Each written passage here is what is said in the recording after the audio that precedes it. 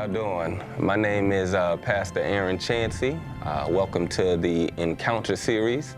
What I'm going to be doing today is sharing with you my testimony of what God has brought me through. You know, when I look at my life, I kind of have to figure out, okay, where do I exactly begin? What points do I hit? There's so many different things that God has brought me through. You know, it's hard to take a number of years and condense it down into a small period of time, but I'm gonna do my best. Like most of you may be watching, I grew up in the Seventh-day Adventist church, but like a lot of young people, I was frustrated with the Seventh-day Adventist church. I was frustrated with God, so many things. What I looked at the Adventist church as being is just a set of rules that focused on these specific rules, mainly the Sabbath, outside of anything else. And so growing up, I never seemed to fit the mold of the Seventh-day Adventist mindset, I guess you could say. And what I mean by that is, you know, oftentimes growing up, we have goals, right? For me, my goals was to play sports. Like most African-American males, you either rap or you sing or you play sports, basketball, football primarily. For me, that's what I wanted to do. I wanted to play sports, right? Either basketball or football. However, there was always the contention of what do I do about the Sabbath? Now, it wasn't a question for me. For me, it really didn't matter. I didn't have a relationship with God to care about the Sabbath at that point. But what I used to get the question of is, okay, you want to play basketball, you want to play football, what are you going to do about the Sabbath? Well, at that point, at a young age, 10, 11 years old, I didn't care about the Sabbath. I didn't know the God of the Sabbath to even care about the Sabbath.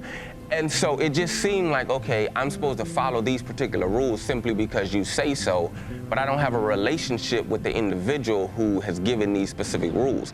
And I felt like growing up that the emphasis in the Seventh-day Adventist church was rules-based and never really relationship-based. You just get your relationship sometime along the way. And that frustrated me. It frustrated me so much so that it led me into what you're gonna hear in a lot of this testimony.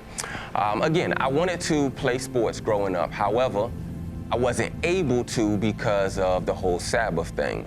I went to a mixture of public schools and private schools growing up, Adventist schools, public schools, kind of bounced back and forth between the two. And you know, as Adventist schools, if any of you guys have went to them or in it right now, you know, there's really not a push for playing sports, right? The push is for salvation, obviously, and the push is for doctor, lawyer, you know, things like that. But that wasn't my mindset, and I didn't even really like school. Probably about the 6th grade, I was pretty much done with school, maybe the 7th grade. Math started to get difficult, and I didn't like math. I still don't like math. I didn't see the point of a lot of the math that I was teaching. I didn't see a lot of the point of what they were teaching in school, period. And most people that graduated from college when I was coming up, right, I would hear this thing: go to school, you know, get your education, graduate from high school, go to college, graduate from college. But a lot of these people that was telling me, they ain't had no job. They couldn't find no job.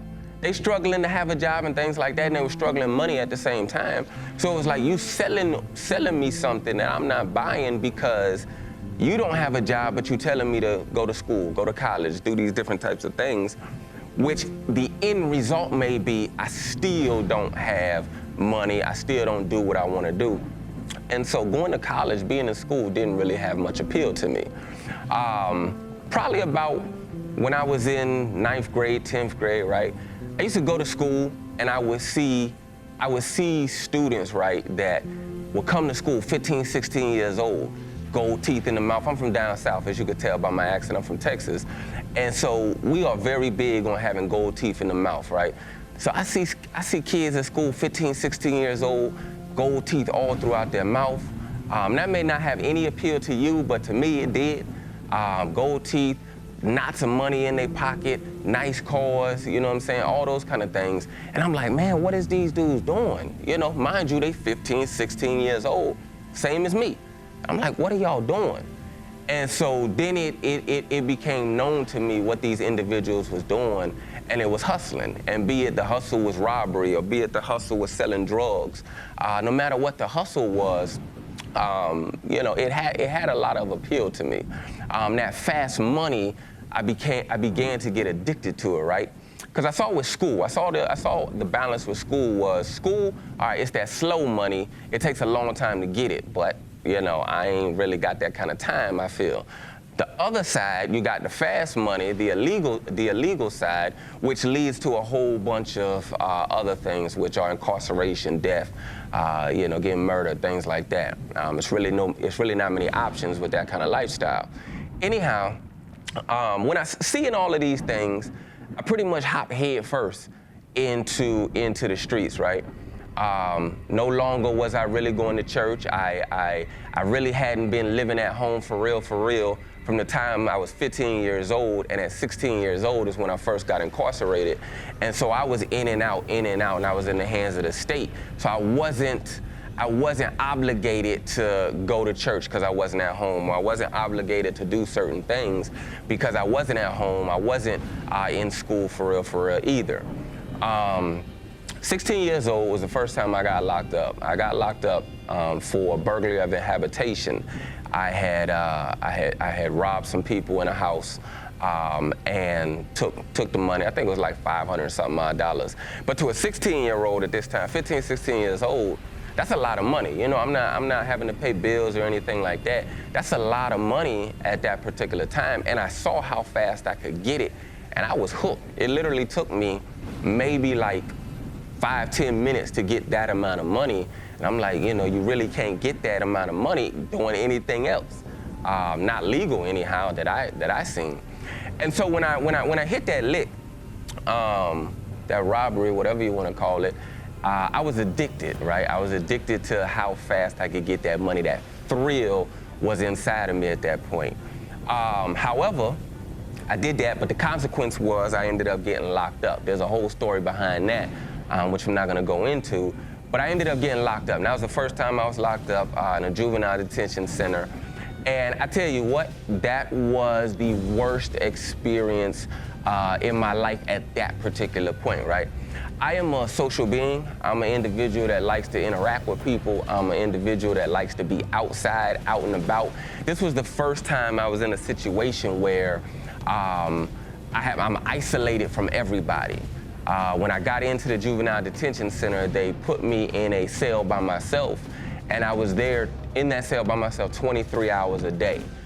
We would get out for 1 hour, and that 1 hour, you pretty much just eat. You really couldn't talk to anybody, but you sat in the cell 23 hours a day. You talk about going bananas, man, going crazy. It was hard, but this was the life. This was part of what comes with that type of living, right? You do right comes along with it. You do wrong comes along with it. That's just how it goes. So you would think, right, that growing up in the Seventh-day Adventist church, coming from a two-parent home, you would think that, okay, I bumped my head, 16 years old, I got incarcerated, I tasted it, let me change my life and get back into church. No, as I said, that rush, that adrenaline rush, that addiction to the fast money, how fast you could get it, was burned and etched inside my mind at that point. This was back in like the late 90s, 98, 99. Some of you guys may remember, Cash Money Records, right? And they had this song back in 99 called Bling Bling, and they was on the music video flashing all the money and all that kind of stuff like that. And I'm like, man, this is attractive, this is addictive. At that point, I didn't know that a lot of that stuff is a lie, right? I didn't know that a lot of times those cars are rented in the music videos. I didn't know nothing about Photoshop, how the girls be Photoshopped. I didn't know anything about all that stuff. I knew what I saw, and I was addicted to what I saw. I didn't know all the little background stuff. Anyhow, I'm seeing all these things, right? I'm seeing friends making money. I'm seeing these music videos, where money is being thrown around and everything. And I'm just addicted to this stuff at this point, right? So when I got out of the juvenile detention center, my original charge carried 2 to 20 years in prison. In Texas, you have something called TYC, Texas Youth Commission. I wasn't sentenced to the juvenile facility. I was just stayed there for a little bit of time. And I didn't get sent to TYC, which AKA they call them gladiator schools, because it's just a bunch of teenagers and all they do is pretty much fight. I ain't interested in the TYC thing. I ain't built for all that fighting stuff. I just want to talk and, you know what I'm saying, like that's it. But, you know, my charge carried that amount of time, 2 to 20 years. It was deferred though, because this was my first time being incarcerated. So I get out. Right, I was living in San Antonio, Texas. I get out, and head still ain't screwed on straight. And I think a year later, not even a year later, I was back incarcerated. Right, I finished the 10th grade, and that was it. I couldn't take it no more. I started the 11th grade, but I never went. I don't think out of the 2 months that I was there for the 11th grade, I don't think I went to school one whole day. I would literally just skip, you know, I just ain't showing up or whatever. You know, my dad would go to work, and I'm like, okay, well, ain't nobody about to tell me I gotta go to school, you know, so I would just do what I wanna do. You know, go smoke weed, go drink, go do whatever I wanna do, go hang out with friends, but I couldn't do the school tip. And so I finished the 10th. I don't even know how I passed the 10th grade, I have no clue, but I passed the 10th grade. Started the 11th, never really went. And 2 months into when I was supposed to be in 11th grade, I get incarcerated again. This time I was 17 years old. I had just turned 17, literally like 3 weeks prior to this. And I didn't know at this particular time until, you know, after the whole case, that a particular house where we used to hang out at was being watched by the police. We were under surveillance for a while, and I didn't know this. And, you know, we used to break into houses constantly. Like, this was an everyday thing, kicking in houses, taking stuff, you know. And so we would bring it all back to this particular house, particular apartment or whatever. And, I mean, we had a whole bunch of different types of things.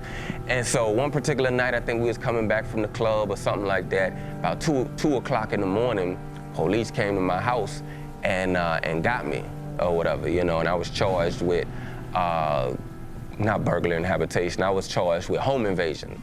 I was charged with home invasion, second-degree home invasion, which is, in essence, kicking in houses. And whether somebody's there, whether nobody is there, you going up in that house and getting what you want. People be there, people not there, you know. So that's what I was charged with, second-degree home invasion.